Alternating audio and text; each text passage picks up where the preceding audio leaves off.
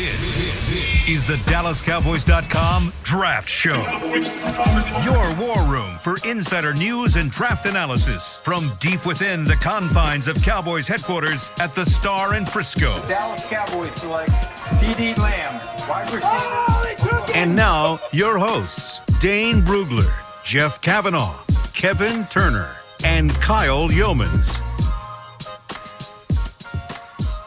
It's a whole new Thursday edition of the Draft Show from our virtual SWBC Mortgage Studios. Chris Beam running things at the mothership back at the Star in Frisco. But we are ready to break down what has been really kind of a crazy 12 hours for the NFL, as Urban Meyer is back in the fray as a head coach, as he's going, or at least finalizing a deal with the Jacksonville Jaguars, who, by the way, have the first pick in the NFL draft. Then Kellen Moore apparently being requested for an interview for the Philadelphia Eagles, and I'm apparently broadcasting from the mountains now, which is something that is different for all of us. But hey, it's the official draft season and anything can happen, so we are glad to be with you here on the DallasCowboys.com Draft Show. Kyle Yeomans, Dane Brugler, Jeff Kavanaugh, and Kevin K.T. Turner with you, as always. This crew every Thursday at 10 a.m. But Dane, it really has been a crazy couple of hours throughout the NFL, and really the college football season now in the rearview mirror. It's crazy to think about, but hey, it's draft season officially. I know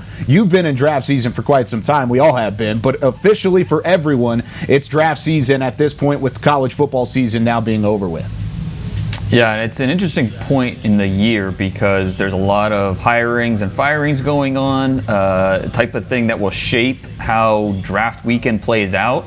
Both with the Cowboys and around the NFL. These, whether it's assistant coaches, head coaches, the new faces, the new names, that plays a part in how the draft will play out. So it's certainly something to pay attention to. We're only a week and a half away from the Senior Bowl. We don't know what's going to happen with the Combine, so there's still a lot up in the air with what this draft season is going to look like. But it's going to make that more challenging, but all the more reason to kind of talk through it on this platform and kind of have fun with it. Jeff, are you excited? Is there a little extra excitement whenever it comes to the fact that, hey, you're kind of getting closer to these big events like the Senior Bowl? Of course, the Combine's a bit on the horizon still, but is there a little added emphasis and maybe even anxiousness for you as a guy who covers the draft, but also maybe even a little bit for these front offices? I mean, this year is just so much different. I don't even know. I don't know what the Senior Bowl is going to look like. We don't know if there's going to be a combine or what that's going to look like. But yeah, it's always fun. It's always exciting to get closer to it, because I think the Senior Bowl, it can be so important to players in terms of if you're a small school guy and what you can prove to NFL teams, or if you're considered a third day of the draft guy and you're going up against guys who are considered better than that and you kick their butt all week. I love the Senior Bowl. The Combine's great, but I love the Senior Bowl because I think guys can make money at the Senior Bowl. So I'm excited about that. KT, you got that anxiousness too a little bit with a crazy offseason like this? For me, I think it's more in the realm of, draft season's always pretty hot and heavy. It's when someone like a national pundit like Dane Brugler ignores the no fireworks sign and is like, you know what? Here's some snakes and sparklers and black cats. Here's my mock draft too. Like, that's all you need, is that's enough to get you going and get the juices flowing a little bit. So you see it, you can't stop looking at it and thinking about how you might do it. And maybe you're doing mock draft simulators online and things like that. That's to me where it kind of, I get more anxious for that. I guess I would say I'm more of a day-to-day guy than what event is going to happen in February, because I don't know. That's a good point, and really that's probably the best way to go about it right now in this offseason is day-to-day whenever it comes to the draft process. But you mentioned Dane's mock draft. We're going to get to that coming up here in a little bit. We're going to talk about how Dane's mock draft on The Athletic. You should go and read it, look through all of it. Really fantastic work from Dane as always. But it did provide a little bit of a spark and something that was interesting, especially for the Cowboys. And we're going to talk about it in a moment. But I do want to talk about the rumors surrounding Kellen Moore, since we are the first show for DallasCowboys.com that has been on air since at least these rumors surfaced about an hour and a half before we went live here. But Jeff, when it comes to the Cowboys and Kellen Moore, I mean, this is a guy that last week or 2 weeks ago we were talking about maybe taking taking the Boise State job. He elects to stay here, gets an extension, a big extension at that, and now he's apparently being rumored. If you're Kellen Moore, one, do you go and interview for the job? And two, what should you feel like if you're a Cowboys fan right now? Well, I think there's only so many opportunities to be a head coach in the NFL. So if Kellen Moore has an opportunity to interview for it, I would go take it. I couldn't imagine that, one, the Eagles would actually offer their head coaching job to somebody who would be a first-time head coach that's still kind of young as a coordinator. I couldn't imagine that they would actually offer him the job. And if I believed in myself and I was Kellen Moore, I wouldn't want that job either, because I think the Eagles' opening is an absolute train wreck right now. Between where they are with the cap, all their old guys on that roster that are locked in for years, like you don't know who your quarterback is, or you're just hoping that Carson Wentz can become a good quarterback again. So I think, one, the Eagles, I'd be shocked if they didn't offer their job to somebody with head coach experience or at least more coordinator experience. And two, if I'm Kellen Moore, I don't want that job because I think it's a setup. I don't think it's going to go well. Katie? Yeah, no, there's two answers, because the important thing in the story is requested permission. So there's two answers that the Jones family has. Number one is, nah, we're good. And then number two is, do you think, Kellen, we could send you on this mission and you could find the deep, dark secrets inside the Philadelphia facility? Can you find out what Roseman and Lurie are up to? It's more of that type of thing. If you send Kellen, you just don't let him have that interview. He signed the contract, so he's got to get permission. Unless you want to look like a good guy and say, go chase your dreams and get the job. But I feel like it was a very odd thing to just come up out of nowhere. I will say this though, Philadelphia might just be the team that's like, you know what? There's enough steam, smoke and steam around, Kellen Moore and his future as a coach. I think they might offer him the job if they got him in for an interview. I don't know if he's their number one candidate, but I don't think it's crazy to think that. But the answer, if you're the Cowboys, is no, you're not going to interview for that job. We just signed you to a deal, dude. Now, since it's a head coaching job, can't Kellen Moore go on his own? Or is that a flip-flop if you are a head coach? I don't know the rules. Yeah, I don't think they can't stop him. Yeah, if it's a head No. coaching job. If it's a promotion like that. And if you're Kellen Moore, it's good experience. Go in the interview, No doubt. I think if you're the Eagles, it makes sense because you've seen what that offense has done with Dak Prescott. Jalen Hurts might be your future. There's some parallels there with those two quarterbacks. Maybe you can learn a few things, and so it's an interesting, interdivision, relationship that is. I think if you're Kellen Moore, you have to go on that interview. I think it's good experience, and if you're the Eagles, you can get some information. So it's an interesting dynamic. Yeah, I edited out the last 2 minutes of what I said, and that's why I did the draft. I don't know the coaching rules. That's okay. That's how we roll here. But I think it is interesting. I mean, hey, maybe they're trying to steal Dak Prescott. Not just, hey, it's a thing about Jalen Hurts and how he does line up with Dak Prescott. Maybe they're trying to steal Dak. Who knows? We'll see how that kind of ends up rolling. But I don't think it'll ultimately turn into much. But I wouldn't be against Kellen Moore at least going and interviewing. That's great experience. And a guy who, like you said, Jeff, initially, there's only a certain amount of head coaching jobs and opportunities to be a head coach. Why not take at least a shot at one of them? Now, let's get into that 2-round mock draft that Dane put out on The Athletic. Go check it out as always. But starting things off, we're going to go through kind of the top 9 and talk through some of the highlights early on. 3 quarterbacks in the first 4 picks, right up at the top. Of course, Trevor Lawrence going number 1 overall to Jacksonville out of Clemson. Then you've got the Jets taking Zach Wilson, the quarterback out of BYU. Devontae Smith is the first wide receiver and non-quarterback off the board. He goes to the Miami Dolphins at 3. Fields from Ohio State goes to the Falcons. And then it goes Sewell, Jamar Chase to the Eagles at 6. Micah Parsons to the Lions at 7. Carolina takes Trey Lance, the 4th quarterback off the board. And then the Denver Broncos steal Caleb Farley at 9, right before the Cowboys go at 10. But Dane, I want you to introduce the Cowboys pick at number 10 in your mock draft, because I think it's one that's very interesting and an intriguing thought process whenever that day in April comes around. Well, of course, Cowboys fans were unanimous in their love for this pick. No, actually they weren't.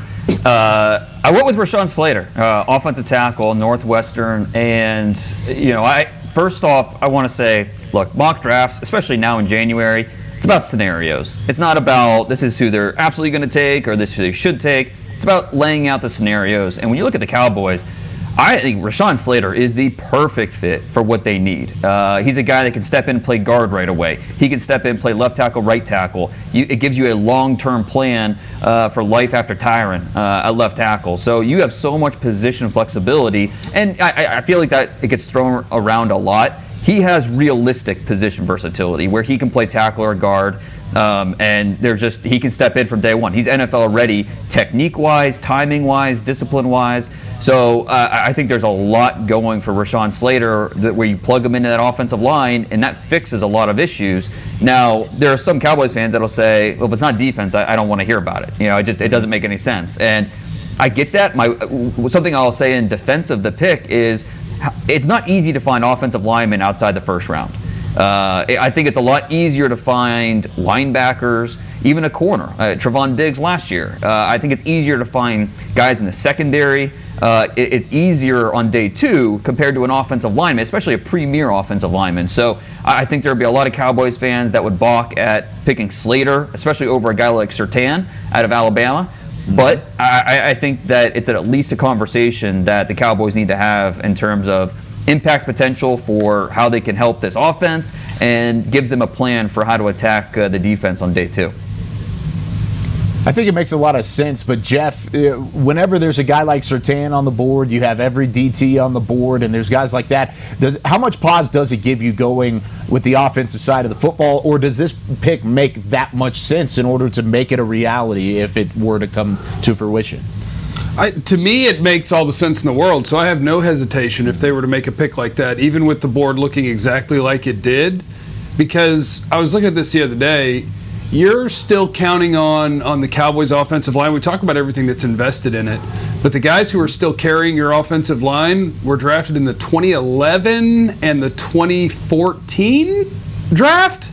So a decade ago and 7 years ago, that Zach Martin and Tyron Smith. If you have the opportunity in the top 10 to pick a guy that you love that's going to be a part of extending the run of having a really good offensive line, then you pick him. If you think Rashawn Slater is a better prospect than Patrick Surtain, then you pick him. If you think Patrick Surtain is a better prospect than Rashawn Slater, then you pick him. I would just pick, look, you're in the top 10. Don't screw the pickup. Whichever guy you think is a better player, they're going to help your team. They're going to get on the field. They're going to play. In Surtain's case, it would be as a starter, as a corner. In Slater's case, it would be as a starter at either left guard or left tackle or wherever. You pick the best player. I get it. You want defense. There's also trading. There's free agency. There's 6 more rounds in the draft. You pick the best player. You're in the top 10. And I agree with Jeff. Look at a couple things. Tyron has missed multiple games the last few years, and the type of injury he has is a little jarring. Lyle Collins, obviously, the type of injury he has with the hip, I don't like hip injuries on my offensive tackles, right? So that's something to keep in mind. I think another thing to keep in mind that I liked what Dane did with this scenario is there's 2 good things that happened here. Or there's one of 2 things that happened here when you're picking at 10. In this case, 4 quarterbacks go before pick 10, pushing position players down. The thing that might be more alluring, and I know it is to cap and trade down, would be if maybe that 4th quarterback made it to 10 because, man, I was looking at the 14 playoff teams. Man, 4 of them might need new quarterbacks. Colts, Steelers maybe, Washington, Chicago. I mean, there are teams who are picking 19 and up, and that's without looking at 11 to 18. There are teams picking 19 and up who might want to get up to 10 and start developing Trey Lance, or if Fields falls or whatever happens there. So having that quarterback stay could be beneficial to the Cowboys.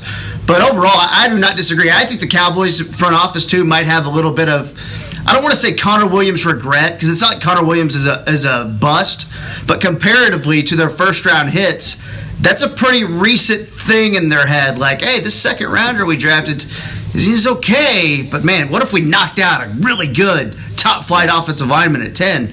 It's something I think this front office might think about. Where do you guys feel about about Rashawn Slater and what he brings as a prospect, Dane, because I know there's a lot of tackles that are kind of in that second-round prospect, kind of like maybe what we saw from Connor Williams, and I don't want to bring up Texas just for the fact of bringing up Texas, but there is a guy like Samuel Cosme that'll probably be there in the second. I mean, Jalen Mayfield from Michigan, Christian Darrisaw for Virginia Tech, who's a pretty solid tackle that I know we've already talked about on this show. There are other tackles, but why Slater above all of those guys up at number 10? Well, and like I stated earlier, I think that it's just easier to find tackles in the first. I mean, if you're hoping one of those tackles falls to you in the second, I mean, maybe they will, but I mean, there's a reason they fell that far. And so many teams are tackle starved in the league, and so there's a reason they're available in the second round, and that should give you a little bit of pause. But I think when you, specifically Rashawn Slater, I mean, when you break down his tape, and he doesn't have that elite size, but he's agile, he's stout, he's power packed. He doesn't allow rushers to go through him.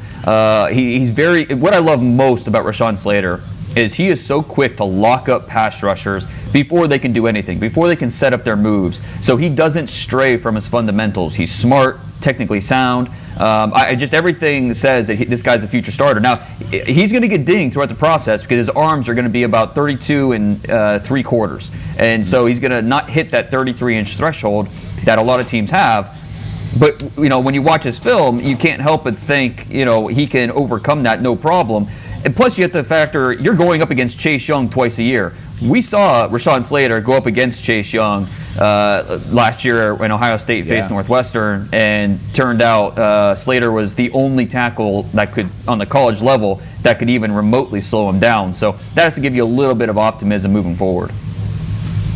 I love that pick, but whenever you look at the current state of this offensive line, and you've got a couple tackles out, and of course I think long term you want him to be your left tackle, you want him to be your Tyron Smith replacement. But KT, would Slater play guard first? Would he be at left guard initially? Is it just the versatility that you're excited about because he could come in and play immediately at guard and then ultimately move out to one of the tackle spots whenever you needed him? I just feel like that's one of those things I can have a better answer for you in March or April, because to me it's flip a coin that Tyron Smith is on this team next year. I mean, 50-50. Whether it's retirement, whether it's cap casualty or whatever. I don't necessarily 100% think he's here next year. And we'll see. That's all going to play out. I'm going to find a way to get him on the field. If he's my number 10 pick, though, he will be starting for me. He's not a developmental guy. He's ready to go. Dane mentioned Chase Young twice a year. How about you guys watch the Bills a little bit? See A.J. Epinesa flash a little bit? He handled A.J. Epinesa at Iowa back in 2019 as well. I mean, Slater's ready to go. I know he didn't play in 2020. That's the one question mark you might have, is what does he look like now? What has he done? And everything you hear about him is he's a great dude, and he's in control of his body, all that stuff. Like, he's good to go. KT, here's your assignment. Rashawn's working out in Frisco right now, just hop in the car. Need you to sneak in, get some footage, see what the body's looking like, see how, because I talked to his trainer, and he's working out at guard and center. So getting used to the body movements. So I need you to get a little bit of footage of that, see how he's doing. That's your assignment, all right? All right, see you later. Yeah, I mean, if KT wants to go and just get it done, thanks, buddy. Appreciate you. But, Jeff, do you feel like that's a realistic expectation, is to be able to come in and play guard initially and do it successfully against a division that, at least really the strengths of the teams, even though there maybe not be very strong teams, the front sevens are pretty stout? Yeah, I think that's why I think his name there makes a lot of sense because of everything that Dane is talking about. I think Rashawn Slater versus Penei Sewell is a great debate at playing tackle. That's how good I think his tape is at tackle.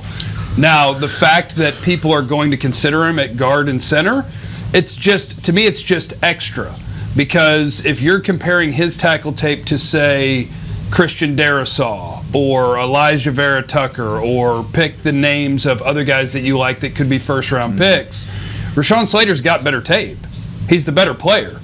And he's a guy that people are going to project to be, and it's almost like if you can play left tackle, you play left tackle. So I think a lot of teams are kind of projecting it to like, well, I don't know if he can play left tackle, so he can do this. And they're going to feel like, but he's going to be an all-pro guard, or he's going to be an incredible guard. But he's a better tackle prospect than the other tackles you could take in the first round. So that's why he makes sense, because I'm planning for him to be my left tackle forever. But if he has to play guard, I think he's going to be awesome at it.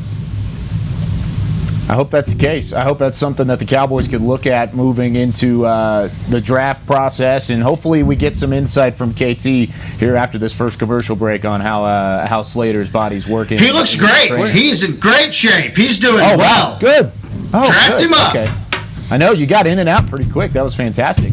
Some other notes from the mock draft from Dane Brugler, of course, but I thought it was interesting. One pick after the Cowboys took Slater, Kyle Pitts, the tight end from Florida, flies off the board, and he goes straight to division rival New York as the Giants pick him up. And then San Francisco, the pick right after that, takes Patrick Surtain, the cornerback out of Alabama. So two guys that at least have been thought about around the Cowboys have flown off the board, one pick and two picks right afterwards. Dane, is that another thing that was kind of interesting? Is you could have gone offense in a couple ways. You could have gone offensive tackle, but you also still had Kyle Pitts on the board there.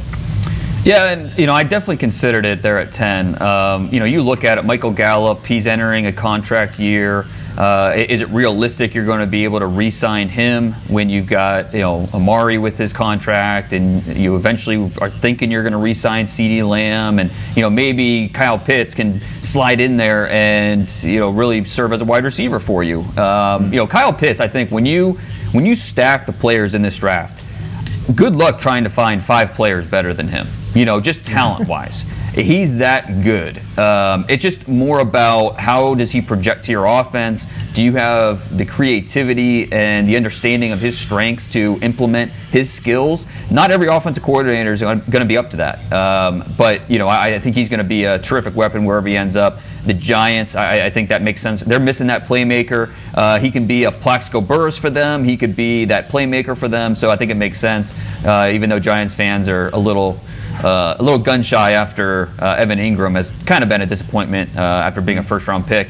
And then Surtain, he was the other consideration there for the Cowboys at 10. And he had a good national championship performance. Didn't see a lot of targets his way. I thought there were some open moments. Fields just didn't see him.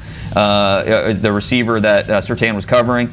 I think when he runs in the 4.5s, that's when we're going to hear a lot about, okay, is he fast enough to go top 10 and this and that? And that's going to be a topic that's, we're going to talk to death here. But there's no more NFL-ready corner in this draft than Patrick Surtain.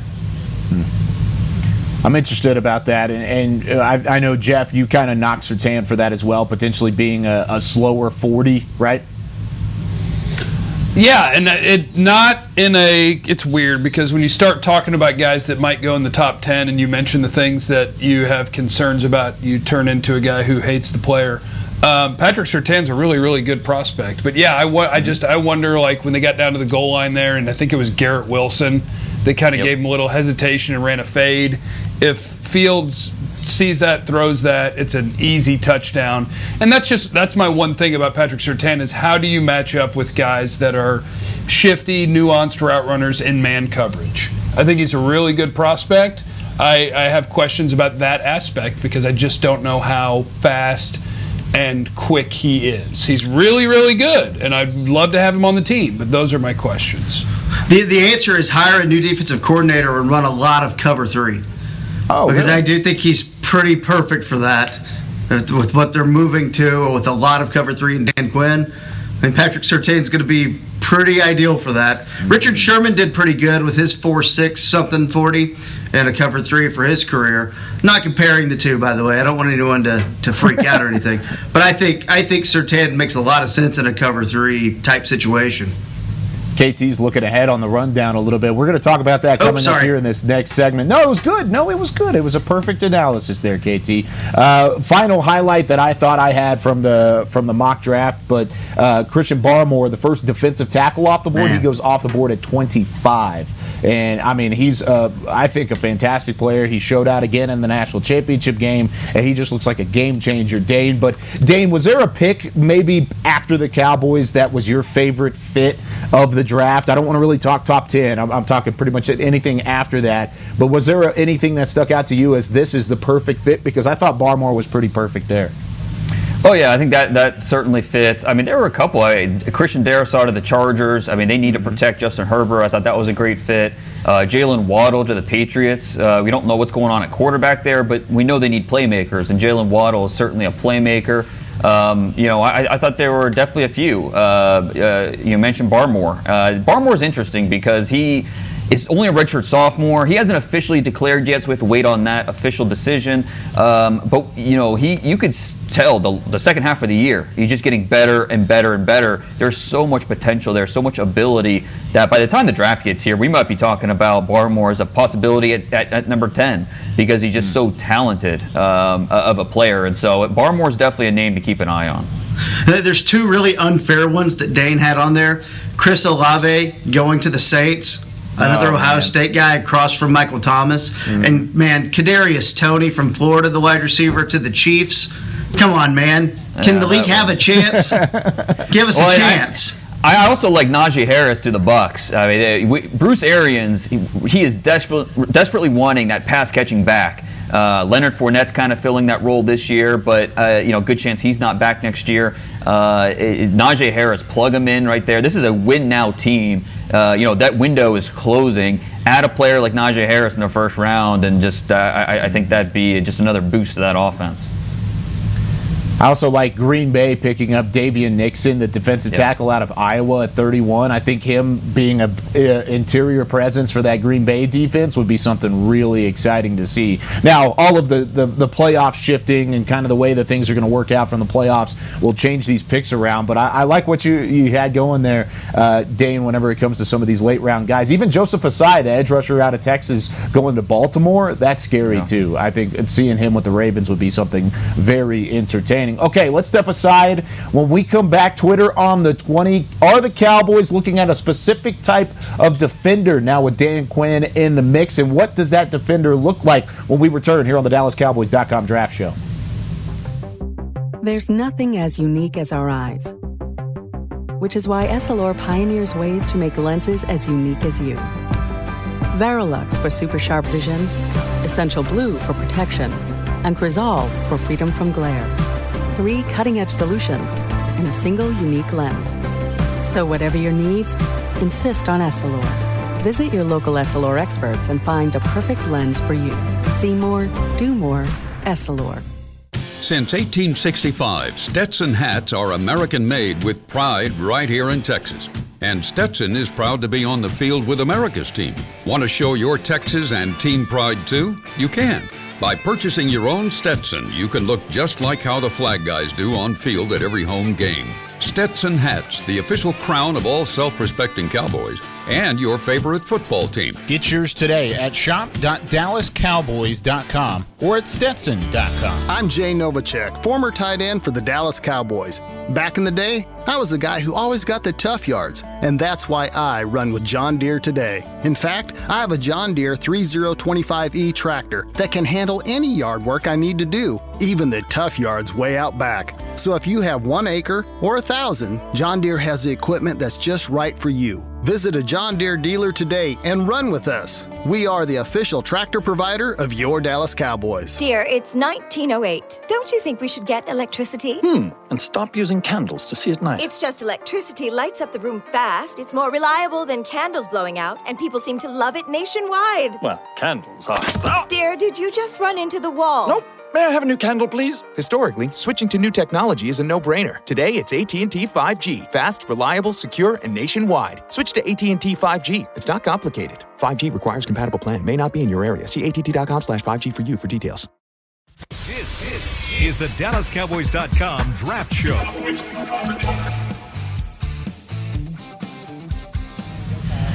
Back here with the second segment of the DallasCowboys.com Draft Show. 104 days until the NFL Draft on April 29, 2021 in Cleveland. And it's time now for some Twitter on the 20. Twitter on the 20.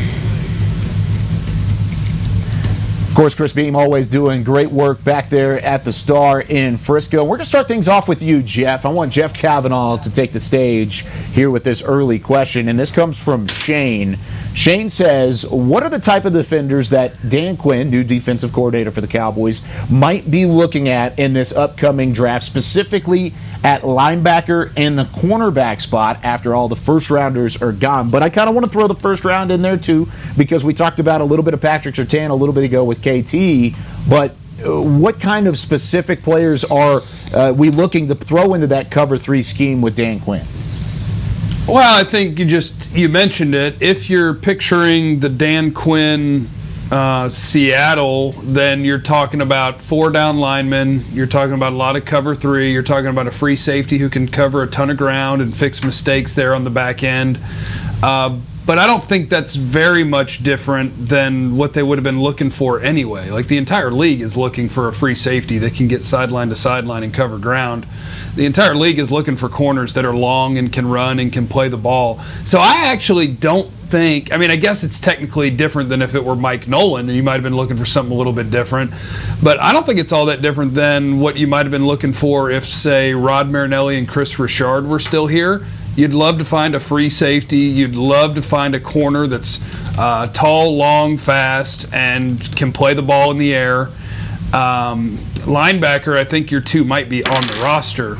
But defensive line, you're probably looking for guys that are capable of playing the run on the way to rushing the passer as opposed to just shooting gaps. But that's just top of my head what I think that's what I think of when I think of Dan Quinn defenses is those things. KT? Well, yeah, and I think it was very interesting, and I didn't know this, to find out that Dan Quinn had quite a bit more say in Atlanta from a personnel standpoint than just going and being the head coach. That was kind of enlightening because I didn't know that. To find out that he had more say, you take a look back at his draft history. This might make Jeff excited, some Cowboys fans excited. Just a few things that he's done. I think back to 2018 in the 3rd round, he took Deidrin Sanat, a big defensive tackles. That tells you in the 3rd round he wasn't scared to spend a premium pick. And I know it's not just him making the calls, right? But he had a big say in personnel in Atlanta. So the investment in a one-technique defensive tackle might be something. He did try to take a lot of long cornerbacks. Isaiah Oliver in 2018. Jalen Collins back in his first year in 2015, and that was the year that they drafted both Vic Beasley and Grady Jarrett, who's an all-pro, of course. But they spent a lot of resources on defense in his time there in Atlanta, and just for some reason, just weren't able to get that defense to be, one of the upper tier defenses in the league. And that's a little frustrating and maybe a little concerning when you look at it, but, players make this happen, not coaches. And that's, I think, the most important thing to think about is, the players just got to be good. I really feel better about Donovan Wilson's role here now if your plan is to do a lot of cover 3. And again, we don't know. Dan Quinn may be making some sneaky adjustments, but if you're going to play a lot of cover 3, getting a lot of safety up near the line of scrimmage, I feel much better about Donovan Wilson's prospects as a starter on this team moving forward. Dane? Yeah, I think that something that we've learned, the last 5-7 years is the Cowboys front office, how willing they've been to draft specifically for the attitude of the coaches and what exactly they're looking for. Whether, and that hasn't always worked out, talking about, a Taco Charlton or the defensive tackle from UCF who has been so irrelevant, I already forgot his name. Tristan Hill? Yes, Tristan Hill. Obviously, that hasn't worked out, but the Cowboys front office has been very willing to, address the needs that best fit the scheme and what the coaches want. And I think when you look at this class, linebacker, there's some really intriguing mid-round, linebackers that I think fit what Coach Quinn wants to do. One guy just down the road at TCU, Garrett Wallow, number 30. You turn on the TCU tape to watch the safeties. but there's number 30 just running around like his head's cut off, just hitting dudes. Very, very active player.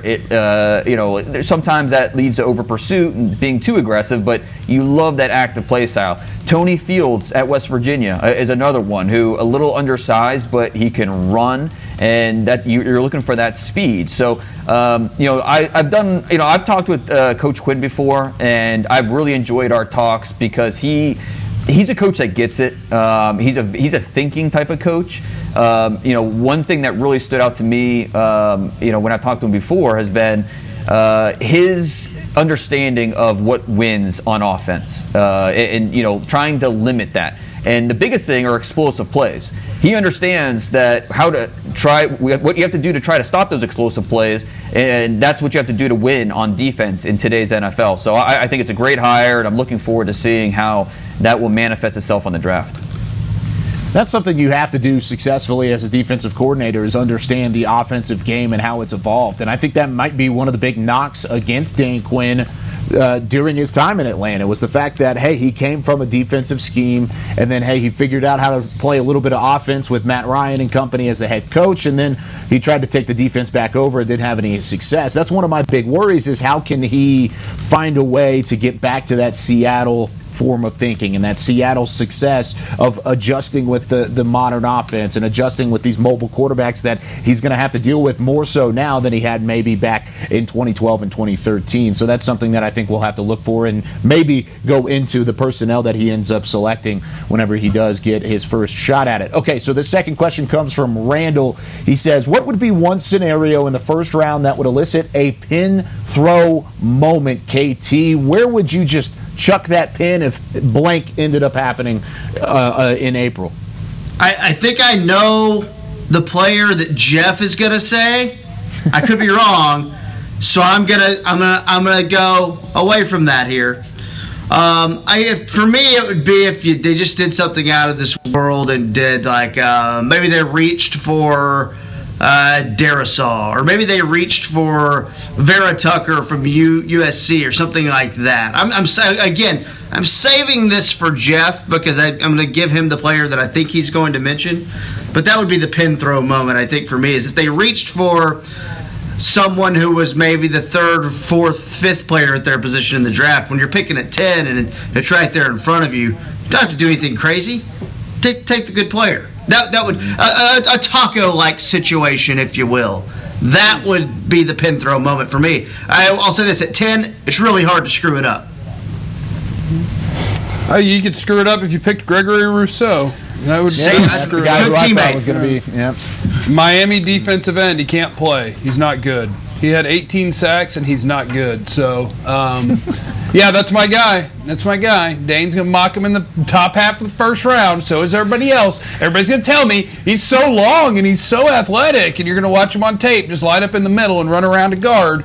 And guards in the NFL aren't going to let you do that. And he doesn't win from the outside. And I don't know how athletic he is. He's just a tall dude that accidentally got a bunch of sacks. You don't want Gregory Rousseau in the first round. I like him a little bit more than that, but I do agree with you. He's being a little bit overrated as a top half of round one type of guy. When you look at it, there's probably only one position that would be drafted ahead of the Cowboys that they're not going to take, and that's wide receiver. I don't think they're going to draft a quarterback, but even a quarterback you would like to see there at number 10 for those trade possibilities like KT mentioned. So, if you see 3 wide receivers go off the board in the first 9 picks, that's that's the fake pen throw, because you feel good that you're not taking receiver there. Every other position could be on the board for them. Gregory Rousseau, 6'5", 260 pounds, and Dane, you had him mocked to 14th to Minnesota. So just 4 picks behind the Cowboys to Minnesota in your mock draft the other day. And you said he's a little bit overrated for maybe a top half of the draft, but whenever you look at a guy like Rousseau, and I know we'll probably talk about him on multiple occasions, especially after he probably goes and lights up the combine, but is it more so just the prospect and the potential of that frame and that athleticism rather than maybe the tape that he already put out in college, even though there was production? Yeah, and here's the thing is when you factor in his journey, he was a wide receiver in high school. and he moved to defensive end as a senior. As a redshirt freshman, had all this production, and then didn't play this past year as a redshirt sophomore. So you think his ceiling is going to be so much more, and that's really where it's going to get interesting with the projection of a guy like Gregory Rousseau. So it's definitely some risk involved, a lot of risk. I understand why some are going to be intrigued, but the top half of round one, that's pretty rich to take a player like that, in my opinion. It's a little different because this player did not line up inside like Gregory Rousseau did, but kind of measurable-wise, a little Leonard Floyd, who went 7th a few years ago, and the Cowboys actually did have interest in. A guy who struggled early in the league and has kind of put it together as he's become a veteran. That's the whole thing, is a guy who had a year off in 2020. Like, how do I know that he's going to play lower, play more consistently with his hands, and not just win based on his physical traits? How do I know that? That's difficult. Like, you're rolling the dice if you're taking him at 10. That is just kind of out of this world, rolling the dice. But there will be guys who are in love with him. There will be teams who are in love with him. Leonard Floyd could turn the corner. He was a good athlete. Yeah, exactly. Floyd could dip the corner. Yeah. Rousseau can't do that. Rousseau is a linear, weird player that's just tall and long. That's all he is. No, you're right. And I just brought that comparison from a measurable standpoint. Thin, tall, they're around the same weight. I think Floyd was a little bit about 10, 15 pounds lighter than Rousseau. But like, just where they were taken, though, the Cowboys liked Leonard Floyd. If you're to believe that Peter King article that came out, where Peter King was in the war room that night in 2016, if you'll remember. The biggest thing that I think you worry about with a guy like Rousseau is there's some similarities with him and Taco. In terms of what Jeff is saying about being long and linear and not fully understanding how to use his skill set, and there's a little bit of that. Now, Rousseau's a little freakier, and his ceiling's a little higher, but that's where the little bit of worry starts to creep in. Dane just buried Rousseau in the minds of every Cowboys fan that has ever listened to the draft show, because of anybody compared to Taco Charlton is ultimately going to end up writing them off and taking them off the draft board. Okay, final question before we move on. Our friend Birdie on Twitter says, how do these potential first-round corners compared to the previous year's first-round corners in terms of their early grades? Now, of course, none of the grades are complete right now at this point in the draft process, but Dane, when you look at kind of this year compared to past years, where do you have these corners slotted in with guys like Patrick Surtain and, of course, Caleb Farley and some of those top prospects? Yeah, it's so tough to do this because it's hard to eliminate what we know about these corners at the NFL level. It's hard to eliminate the year that Okudah had, and C.J. Henderson and A.J. Terrell and all these guys. I think Farley and Surtain would probably be, if they were in last year's draft, fighting with C.J. Henderson to be cornerback 2 behind Okudah. So right there in that top 10 conversation, I think they're better prospects than A.J. Terrell and some of the corners that were drafted after that. So, it could be tough to do this type of exercise, but I do think that they'd be still in that top 10 conversation, fighting out to be the second corner drafted. Does that intrigue you, KT? Yeah. I mean, again, like Dane said, it's very difficult. And for me, maybe I'm losing my mind already. Some of the years run together. I just pulled up my 2017 draft board, and it was really Lattimore and everyone else. And Tre'Davious White's turned out to be the best quarterback of that group right there. I had a first-round grade on him. But I can't tell you that I think I'd have a higher grade based on my film study, a higher grade on Farley and Surtain than I did on Tre'Davious White. But I'm also a guy who liked Tease Tabor, so kill me, So. Wow. Yeah, that's a lot. That's a little harsh. Yeah. Jeff, how do you feel? I agree. I think if I don't even have all the names in front of me right now, but if you go back like when Denzel Ward was coming out, or Marshawn Lattimore, or Jalen Ramsey, last year Jeff Okudah, all of those guys I would have ahead of where you have Surtain and Farley. And yeah, those guys would be okay, C.J. Henderson versus Surtain, and they would be very different. and it would be very close, and I might have Henderson ahead. But yeah, that's, what each year I think there's been a guy that I would think is a close to elite corner prospect, and I wouldn't have Surtain or Farley ahead of any of those guys. I think you could make some pretty close comparisons between Farley and C.J. Henderson. I think they, good-sized athletes, good speed. Their discipline is something that needs to be improved. But I think they're pretty similar players. Yeah, I don't see either one of these guys classified, like Jeff said, as an elite cornerback prospect. They're both really, really good, and they deserve to be in the top 15 conversation. But I think overall, when you look at kind of the film study between guys like a Denzel Ward in the past or a Jeff Okudah last year, I know those are both Ohio State guys, but still, it's not necessarily that same level. Even a Lattimore back in the past. Those guys that continue to be elite prospects after coming out of school, I don't see Farley or Surtain up to that level. But C.J. Henderson, I like what you kind of threw out there, Dane, whenever it comes to those two guys, at least whenever it comes to Farley as the comparison there. But that's going to do it for Twitter on the 20 this week. When we come back, we're going to hit the second round of Dane's mock draft. And, hey, the Cowboys might go safety a little bit earlier than they have in almost 2 decades. We'll talk about it next on the DallasCowboys.com Draft Show. We're back with a tasty treat that's sweeping airwaves and taste buds. It's new Dr. Pepper and Cream Soda. Let's take a listen. Dr. Pepper and Cream Soda's here. A new combo that's music to my ears, okay. Let's play. Cream Soda and Dr. Pepper time. Pour it in a glass of ice. Ah, music to my ears and mouth. New Dr. Pepper and Cream Soda. A delicious duet. There's nothing as unique as our eyes, which is why Essilor pioneers ways to make lenses as unique as you. Verilux for super sharp vision, Essential Blue for protection, and Crizal for freedom from glare.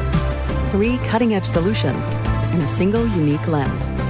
So whatever your needs, insist on Essilor. Visit your local Essilor experts and find the perfect lens for you. See more, do more, Essilor. The Cowboys way, where 16 Hall of Famers and 5 championships shows us what success looks like. Where turkey is always the second best part of Thanksgiving Day. Where we are all defined by one single thing, the star. Where we as fans know it's our job to keep the tradition going. Bank of America is proud to be the official bank of the Dallas Cowboys and to support the quest of living life the Cowboys way. Copyright 2020, Bank of America Corporation. Dear, it's 1908. Don't you think we should get electricity? And stop using candles to see at night. It's just electricity lights up the room fast. It's more reliable than candles blowing out, and people seem to love it nationwide. Well, candles are... Dear, did you just run into the wall? Nope. May I have a new candle, please? Historically, switching to new technology is a no-brainer. Today, it's AT&T 5G. Fast, reliable, secure, and nationwide. Switch to AT&T 5G. It's not complicated. 5G requires compatible plan. May not be in your area. See att.com/5G for you for details. This is the DallasCowboys.com Draft Show.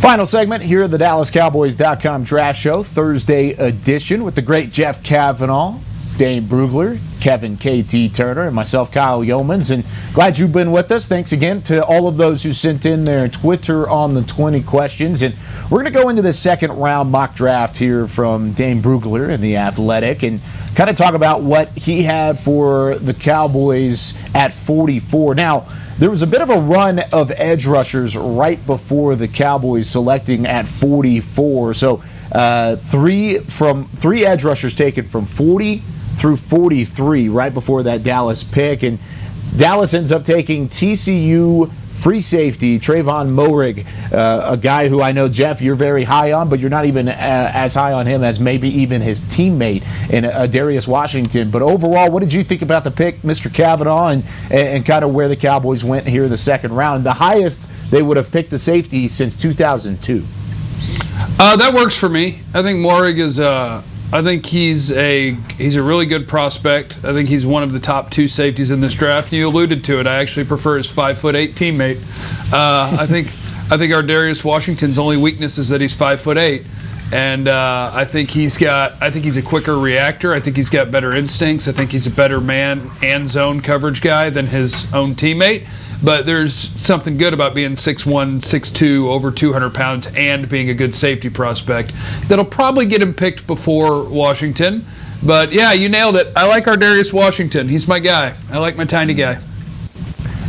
Dane, did the fact that there was a bit of an edge rusher run right at the top of the 40s kind of deter you away from the Cowboys maybe making a pick like an edge rusher there? Well, I think the Cowboys, obviously, especially if they go offensive line in the first round, I think it's fair to say they're going defense in the second round. And edge rusher, defensive tackle, linebacker, corner, safety, I mean, they could go any of those positions, right? So it really opens it up to going with the best player available there on defense. And when you look at it, I thought I'd be going corner just because that looks like it could be a need area, especially for a starter. But with no safeties drafted up to that point, and Xavier Woods, we all love the pick with the value that we got with Woods, but safe to say, I don't think he's the future of that position for the Cowboys. A chance to go get the top free safety in the draft, that's certainly appealing with Moehrig. And you alluded to it. I was kind of surprised. This would be the highest that they draft since Roy Williams, that draft a position. So you have to wonder how much of a philosophy is it. We know this team does not believe in drafting nose tackles early, which I agree with. I get. Do they have a tendency to look at safety the same way? Just their drafting history would say maybe. And so, would they consider a safety at this point? Even, Byron Jones, he was a first rounder, played plenty at safety, even though I think they drafted him to be a corner. So, we have to look at it, and they'll have plenty of opportunities for a corner, for a safety here. Edge rusher that you mentioned, there was a little bit of a run on the first few picks ahead of it. Maybe that's a direction they go. So, if they go offensive line, they've got a lot of different avenues they could explore in that second round. This is where it gets fun, is because Dane did it on a mock draft, you can now question everything Dane did.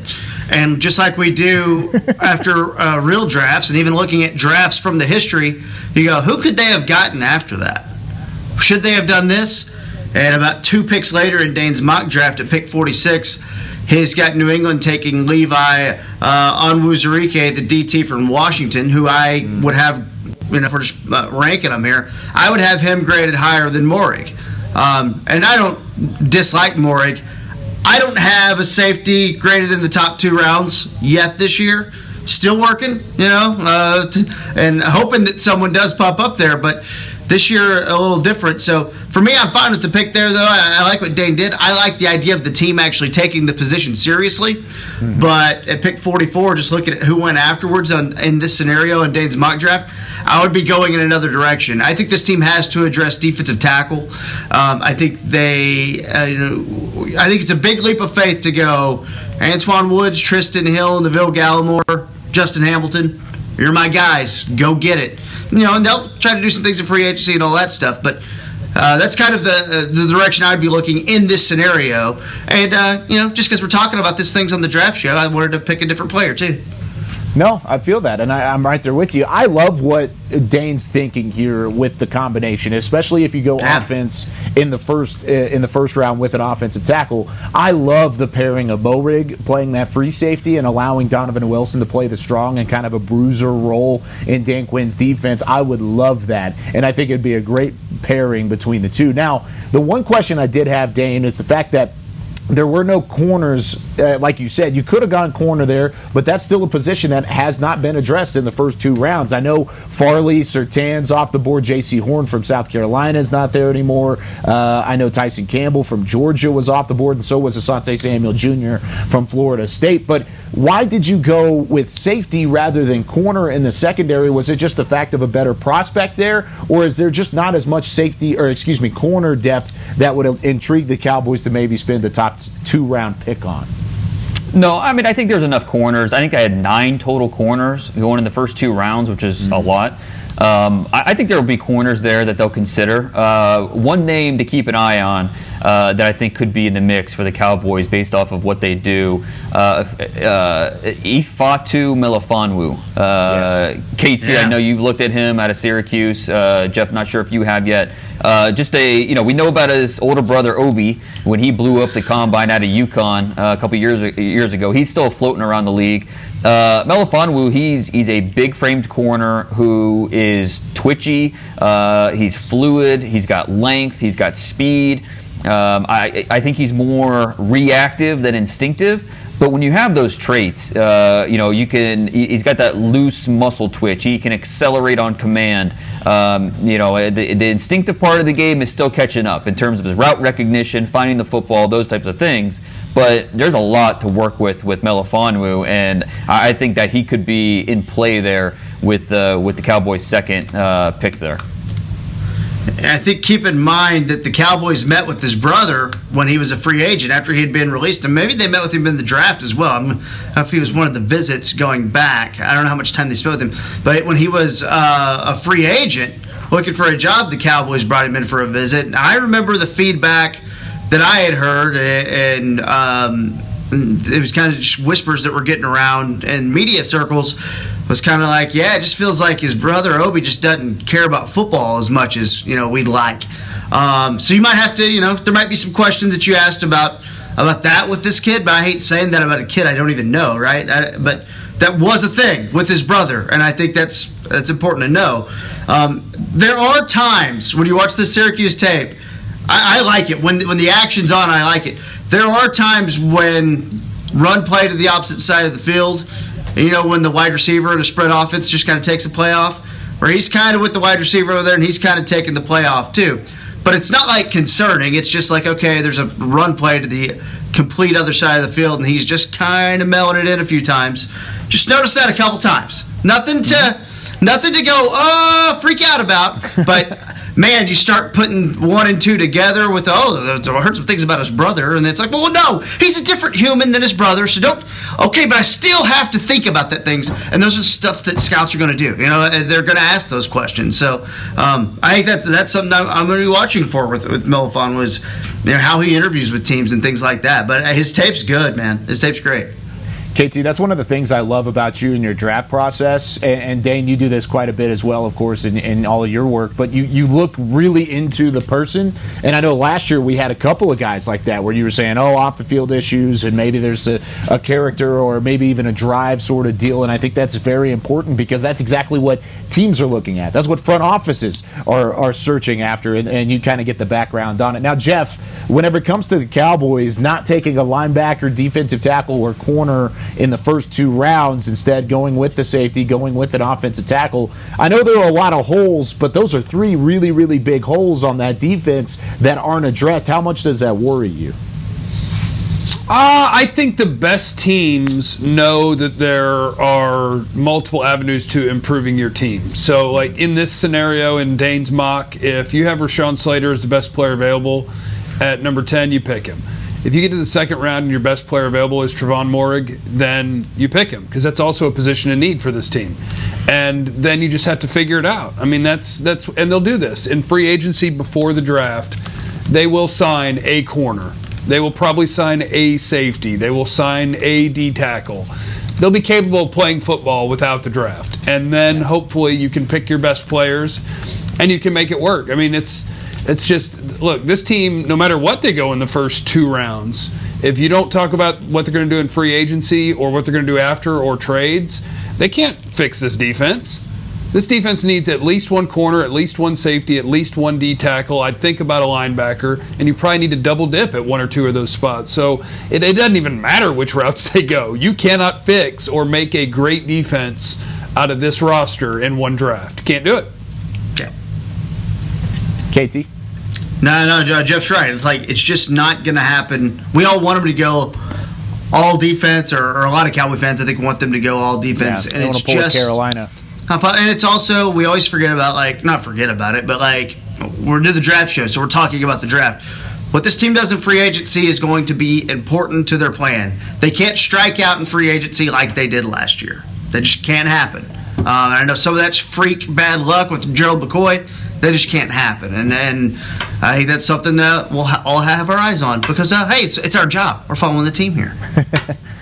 Dane?